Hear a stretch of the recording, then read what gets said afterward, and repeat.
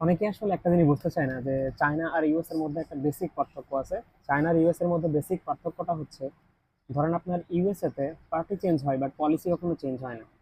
I repeat, USA তে party change হয় আর কখনো কি হয় না, পলিসি কখনো চেঞ্জ হয় না।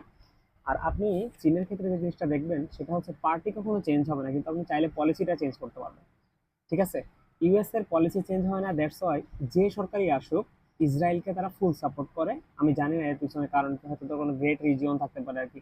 কিন্তু আপনারা দেখেন যে গত চীনের কথা যদি বলেন, গত 60-70 ইয়ার্স ধরে কি চায়নার কমিউনিস্ট পার্টি এখন একাধারে ক্ষমতায় আছে। তার মানে আপনি কোনো পার্টি চেঞ্জ করতে পারবেন না, কিন্তু আপনার পলিসিতে ওরা কি বিভিন্ন ধরনের পরিবর্তন আনছে। তো চায়নার ইউএস এর মধ্যে বেসিক পার্থক্য এটাই, চায়নার পার্টি চেঞ্জ হয় না কিন্তু পলিসি চেঞ্জ হতে পারে। কিন্তু ইউএস এর পার্টি চেঞ্জ হয় কিন্তু পলিসি কখনো চেঞ্জ হয় না, ওদের পলিসি অলওয়েজ সেম।